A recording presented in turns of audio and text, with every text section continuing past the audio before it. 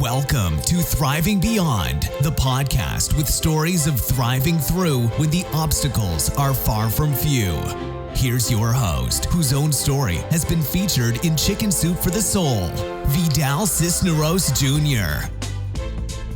Hey, Thrive Nation, welcome back to Thriving Beyond. It's been a minute, and I'm trying to get back in the saddle here. Your boy is back in action, and things have been very, very busy this summer. Hope you guys have had a great summer.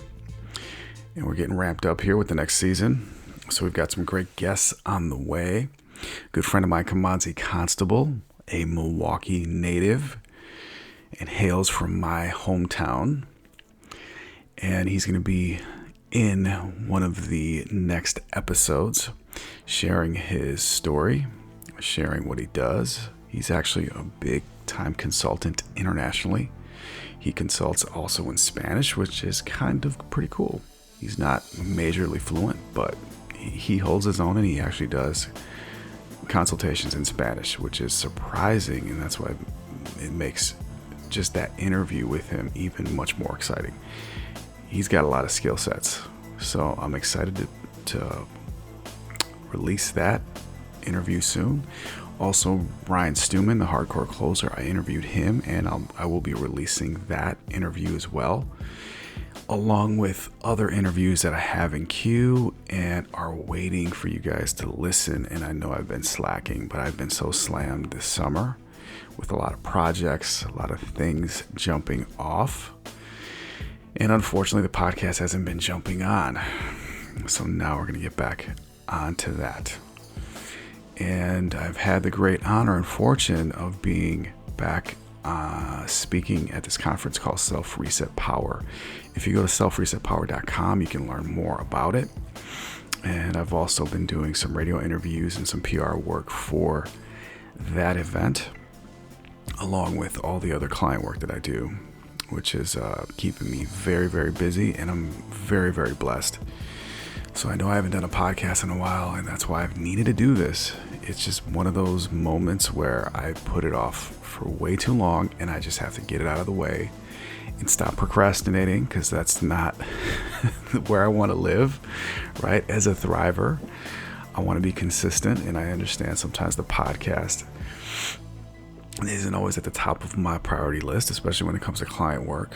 But I know as a content creator, and also as a person that knows this gives me fuel in the tank to keep moving forward and keep growing as a person, and also the therapeutic proactiveness of it for me, where I can share like the highlights, the lowlights, what's working, what isn't working, where I want to go with this podcast.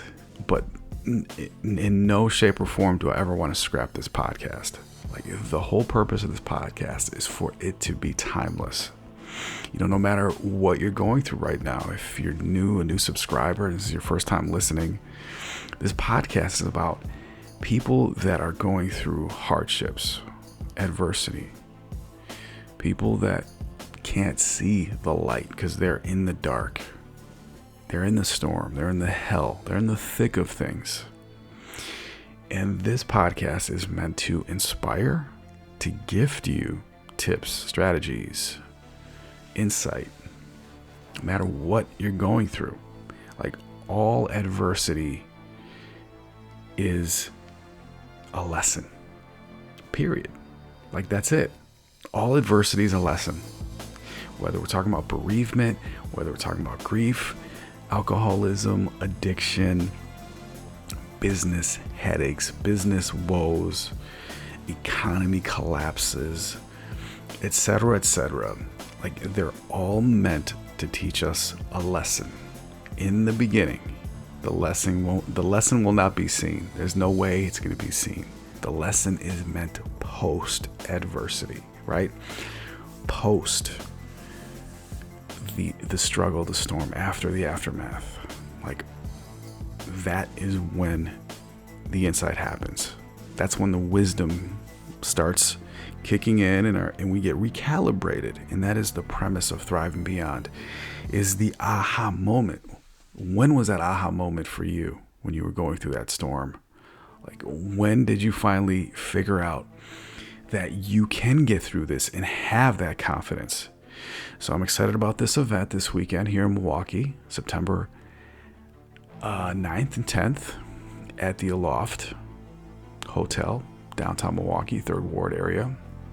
If you're familiar with Milwaukee, Wisconsin, USA, of course. And for everybody listening all over the globe, thank you guys for subscribing and being longtime listeners. Like, I am absolutely grateful for your ears and for your understanding of the content and why it needs to be consumed. And this is what I love about podcasting, is that you never know who you're going to touch. You never know where they are in life or where they are on this beautiful planet. But the fact remains that technology is what connects us, right? And that's why I love the digital space, the digital platforms out there. And as a person now that's doing a lot of client work for other brands, I'm helping create content for them, whether it's a podcast, whether it's on social media, content branding, etc., management, video production, podcast production, all of the above.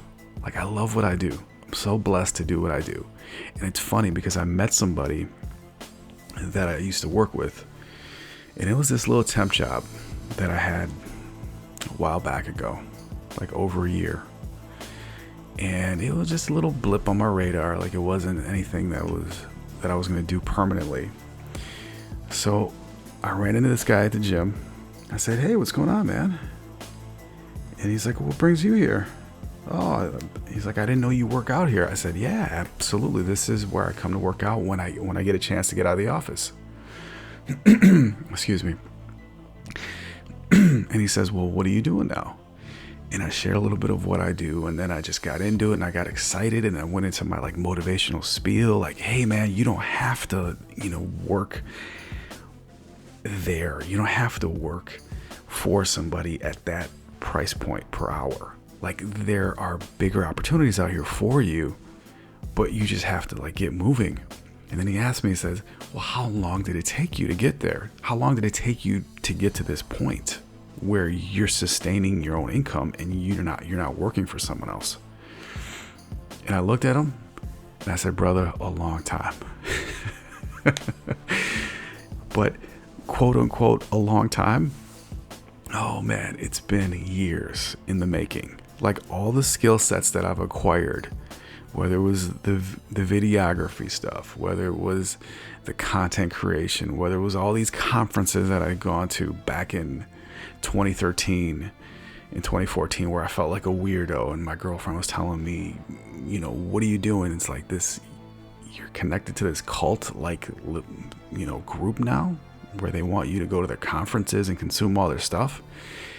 And through those mistakes, through all the money I poured in, trying different biz ops and learning the internet marketing game, that's where I discovered what I love to do. And it is creating content, helping people share their message, sharing my own. And then that in turn went to the next level, right? To larger publications, leveraging small and large media, getting on radio, getting on TV, etc., building confidence, going to Toastmaster groups, speaking more in front of people. Like, since I was a kid, I've loved to speak. Like, I've loved doing readings in front of large audiences. I remember doing readings because I went to a private Catholic school. I remember doing readings during Christmas, like doing the first readings in front of the whole congregation during Christmas, where it's just jam-packed, 300, 400 people. And I'm just standing there. I'm like this second grader, right? I think I was first grade, second grade when I first started doing it. And then I liked it. Like, there was something about me standing at the podium, reading, and being heard. I loved it. I didn't shy away from it. Everybody, all the other classmates were like, "Man, I can't do that." My hand would always go up. "Yeah, I'll take one for the team. Let's do it." Like I wasn't afraid. I think there was some part of me that wanted this excitement. I didn't know if it was truly going to be exciting, but I just thought, why not? You know, if this pastor, if this guy, this priest can do it, like, holy cow, that's kind of cool. I want to stand in front too. Like, I don't want to be in the crowd. I want to be in the front. I want to see that view. I want that vantage point. And back then I didn't know how powerful wanting the vantage point, wanting that different view, wanting that different perspective, and how everybody looked different then. Because I was on this podium, it was above, like 2, 3, 4, 5 steps above where everybody else is sitting in the pews. And then on, you know, me being a first, second grader or whatever, I had stairs to the podium and I had to stand up and get to the mic. This little 6, 7-year-old guy. And I like that vantage point. Like, it gave me confidence that if I can do that, if I can stand in front of them or read something out loud into a microphone, that there's like power in that, like self-power, self-confidence, that nothing's impossible. Like, why not? If the pastor can do it, so can I. And that is something that I've taken with me, but I didn't know, like, front of mind, how important that was and how it started getting in my DNA. That power is just a vantage point. It's just perspective. Like, I always want that other view. If someone is where I want to be, and I want to see how that feels, like, I rush to get that vantage point. I don't want to stay in the crowd. I've always been like that. Like, I remember since I was in high school and after high school, I was always looking for an advantage. The advantage could have been I work longer.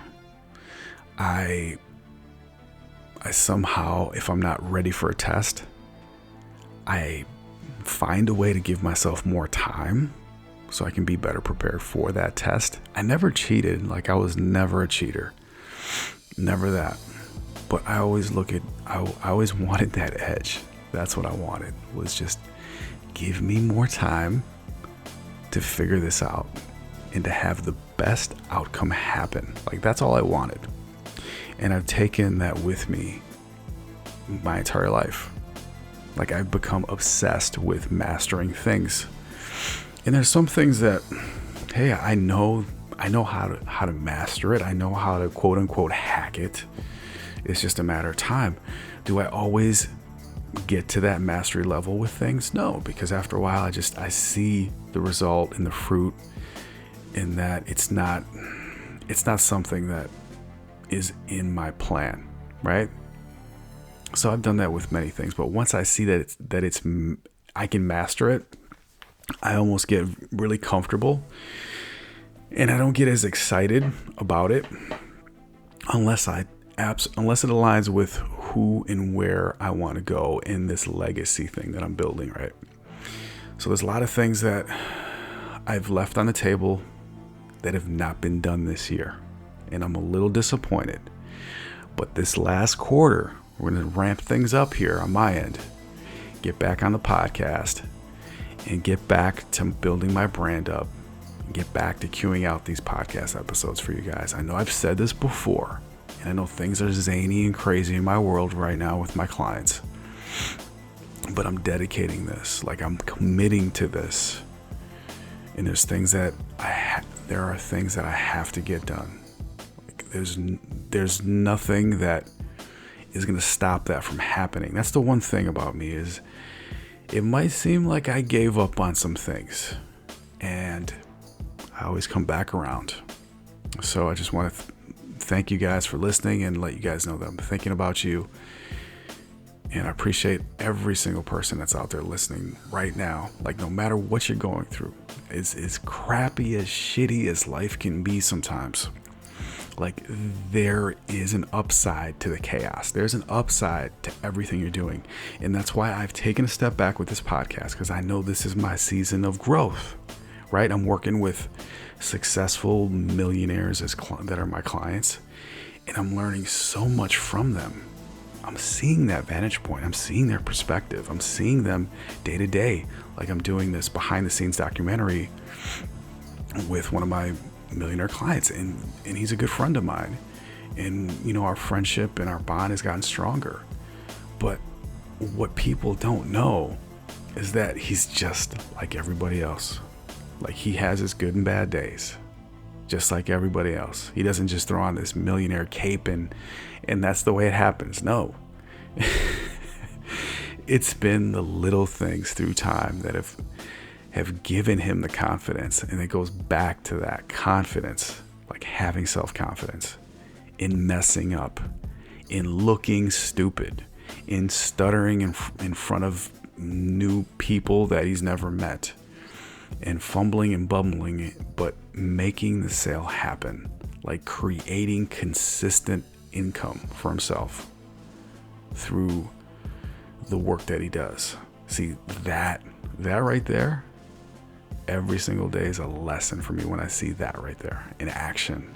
Like, nothing can replace that proximity of power.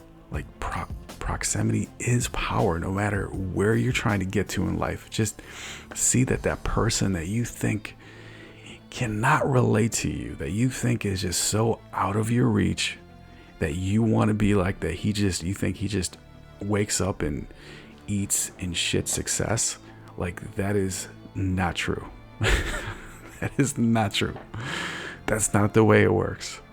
If you would see his worst day, if you would see the worst case scenario for him, when it happens, and it happens probably more than you'd like to believe it does, you would know that it's possible. Like, he's just like you. He puts his pants on the same way, does everything like you, except for a couple other things. And his confidence level is insane, because he knows exactly the outcome he wants. And his work ethic is like, an obsession is second to none, because that is the commitment level you have to get to that millionaire status.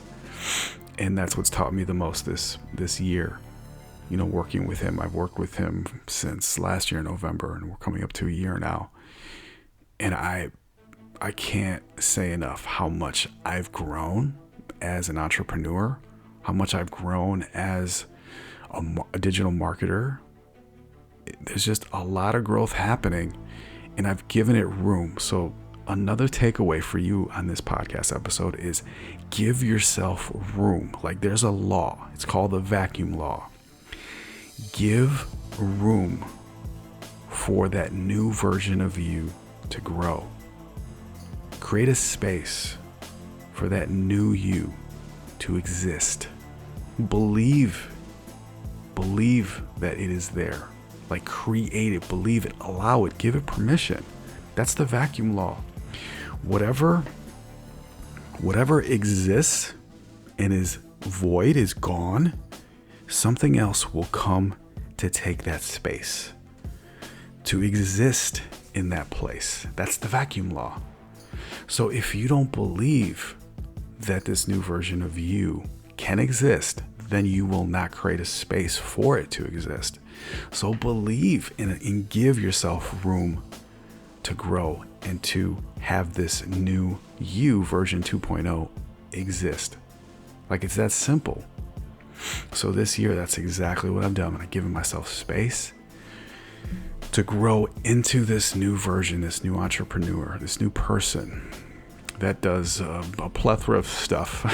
I'm helping a person write her book, and also I've helped launch it, a pre-order form, and I got to finish my book, and I put that on the back burner, and there's all these things, but I've given the things that version 2.0 of myself, I've given it space to grow. As much as it hurts, there's growing pains, right? It hurts to put some things on pause. It hurts to to move at the beat of someone else's drum, but it's for a purpose. It's because you're learning. You're an apprentice. If you're an apprentice under a millionaire, is that not a good place? Absolutely. It's the way I see it. So learning all these new skill sets, like behind the scenes production, documentary work, like filming. That's another thing. I got this Canon 80D and I've got all this new technology and I'm learning on the fly. Guys, you have no idea how many things I've had to learn. Final Cut Pro, a little bit of Infusionsoft, like a little bit of everything you can imagine I've had to learn just for this digital space, for creating a brand. Just so many things that I've acquired. And the faster you learn these things and the faster you are at hacking them with more time, like that's the difference between a millionaire is their time freedom, is they have more time and more resources allotted. That's it. If I have more time and more resources at my disposal, then I can hack that thing. That's all it comes down to. So give yourself more time. See, when I was having that conversation, going back to this guy I met at the gym that I used to work with over a year ago at this little temp place, and that was just a little blip on my radar. I just had to stop there. So talking to him, and he looked at me and he asked, well, how long did it take? How long did it take you to get to this point and be successful? And he saw, just looking at my site and looking how I was on TV, radio, and doing all this stuff. And he's like, dude, how long did it take? And that look on my face, the look of, oh my God, so many lessons. Like, it wasn't about the time, brother. Like, you're focused on the wrong thing. It's the lesson. It's the obsession. It's the commitment. It's the, I'm gonna mess up so many times, but I don't care how stupid I look. Like, my purpose is to figure out what I'm supposed to do and how I can find my own time freedom and not work for somebody else, not be employed. Like, I am so unemployable, it's ridiculous. I think I just ooze it. And that's exactly what I did with every employer that getting to this point that I worked for. Like, they saw me, and after a while, they're like, I was the repellent. Like, it's just like, no, like I'm much smarter than this. Like, I know my worth. And when he asked me that question, how long did it take? And I said, many, many years, man. It's been a long time. A lot of skills I had to acquire to get to this point. It wasn't overnight, I told him. And then he looked at me and he said, I'm not that ambitious. It's like, you're ambitious. I'm not that ambitious. And I was like, wow. Like, he didn't give himself permission to say, I can have that for myself. No, because he didn't see it. And that's the problem with us human beings, is we're so visceral. Seeing is believing, right? And that's where you got to step back and leverage the power of your subconscious mind. And that's what I learned a long time ago. Is as long as you can see it in the mind's eye, in your subconscious, and get it ingrained in your subconscious, that it's possible that if some other human being can do it, you can do it too. See, that's where I changed my beliefs. I didn't physically have to be doing it, but as long as I saw someone next to me doing it, like, that to me was power. Like, proximity is power. It's like anything else. If you look at animals, you look at pets. If they see another dog that lifts up their leg and goes to the bathroom, they're going to copy it. They're going to emulate that, right? But if they've never seen another dog do that, guess what? Odds are they're probably not going to lift their leg up. Just something I've noticed through observation. Am I right? Am I wrong? I have no idea. Just something I've observed. Just same thing with kids, with babies. They want to walk right away. They see us, the adult forms, and everyone else walking upright. And they want to get to that place. They don't know how yet. They want to copy us. They want to speak like us. And they're working to get there. Like, look at babies. Perfect example. They go for it. But in childhood, somewhere in there, as we're growing up, people take on these new beliefs that I'm not that ambitious. That, no, man, it's not me. Like, I've got Like looking at him, I'm gonna be very candid. Looking at him, okay, I can see exactly why his confidence is low. Like I know, okay, I know why, and those are his beliefs, and I can't break him through those beliefs.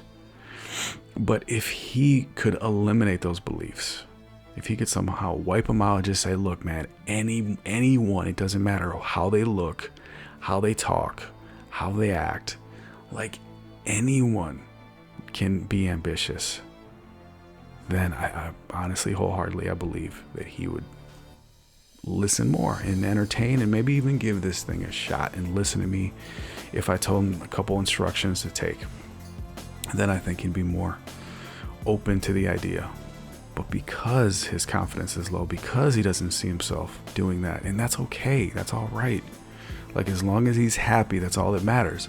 But do I truthfully and honestly believe that working at that place, that manufacturing company that he was working at, and that was a little blip on my radar, do I believe that he was happy there? No way. He's like a robot. In that whole industry, the manufacturing industry, is going to be replaced by robots. In technology, like that's coming, that's already here. So we have to step into this thing called power of proximity. Like step into it. Believe that if you can stand right next to whatever it is you want to have, it's possible. Other people are doing it. So that's the lesson, and that's the takeaway that I'm leaving with you guys. But it's been a zany, crazy summer and year, and I've got to get back into it. Like I've been in the lab grinding and learning all these new things, and some things I've mastered already because I'm in this thing of hacking time through immersion. So you give me more time, I'm gonna hack it. Like I'm gonna master it. Just give me more time. But this client that I'm currently working with, you know, he's really putting pressure on me, which I love. Like I love it when people put pressure on me. That's how diamonds are created, right? Not to be cliche, but we know. And he wants me to learn things as fast as possible, but I know that there's so much bandwidth that we can take on, right? And that's why I've had to step back. So know your worth and your bandwidth. Like respect that. Like there's only so much brain power you can use in a day to like be productive and give it your best and do your 100%, 100% dedication in one task. Like there's only so much bandwidth and brain power. So just respect that. Once you get that, hey, then you can move forward efficiently. And that's what I've done. I've had to shut some other things down in order to concentrate, right, and focus. But because of that, see right there, that's another takeaway, is focus on one thing, not multiple things. Now you guys might think I'm focusing on multiple things and I'm contradicting myself, but see, that's not the case. They're all aligned. See, it's all aligned with the client work. See, that's where I circle back, and that's how I can make it work. And it's all part of creation, content creation, and creating a storyline, creating hooks. Like it's all connected. Like it's all writing. It's all in the arts. Like I didn't know that writing, filming, radio, like it's all connected. It's all in the arts category, and creating like content online, right? Like, artfully, craftful content. I'm not talking about just the cheesy, simplified content. I'm talking about the thoughtful content. But anyways, it's all connected. Like all the arts are connected. Like I didn't know. Like sometimes for us, if we're not immersed in that world, we're like, holy cow, how can celebrities like write a book? How can they just act in all these movies? How can they do all these things? And it becomes really easy for them when you're on the other side, when you're in the art world, the world of the creatives, the creative world of producing. Like sometimes I used to think, how can these celebrities like produce, be the producer of a movie, the actor and then the screenwriter and then write a book and then do all this. Like I wondered that. And now that I'm on the other side of it, now that I'm doing a lot of PR work for clients and all this stuff, and they come to me, you know, and I'm trying to figure out, okay, what are we going to say on this radio show? Okay, what are we going to say for this little public service announcement? What are we going to do here? What are we going to do there? And I go right back to what I learned with writing. Like, it goes all the way back to writing, is how to create a hook, how to hook them, how to speak directly to the people that you want to talk to, your audience, your avatar. Like, create a hook, speak to them, boom, give them the takeaways, and then give them a CTA, a strong call to action. And just keep it moving. Just keep it simple. And see, these little nuances, this framework, once you get into the creative, you become a creative and you're in the arts and stuff like that, it becomes easy. You build up this cadence. You get this rhythm. You find the patterns. And that's another thing that I've learned too. I'm going to give you guys that little tip today. Look for patterns in anything. There's other things that I'm doing, other businesses that I'm starting up again. And I'm looking for the patterns again. I'm looking for not the hacks. Don't get it twisted. Not the hacks. The patterns. Like how every business flows. The ebb and flow. Same thing with the economy. The ebb and flow. Look at gas prices. Look at anything. It's all patterns. It's cyclical. Just like seasons. When you can hack a season and figure out when it starts, when it stops, when it peaks, when it crashes, when you can figure that out, like, that's the hack, finding the pattern. And I do that with people too. Like, I'm giving you guys a lot of insight right now because I haven't done a podcast in a while, but I do this with people. Look for their patterns. Look how they react to when they're going through the worst case scenario, and look at how they react when they're in the best case scenario for their life. Like, I look for those things. And when I find those patterns, I know how I can communicate with them. I know what makes them tick. See, that's important. Knowing what your customer thinks and what makes him tick. That's very important. So, all right, I'm going to cut this short. We're already at 30 some minutes here. So appreciate you guys for listening, subscribing. Make sure to leave us a rating and review. And as always, keep going, keep growing, and keep on thriving, because it's way better than just surviving. Until next time, peace. Thanks for listening. For recaps and to claim bonus gifts, head over to thriving beyond podcast.com. Keep thriving.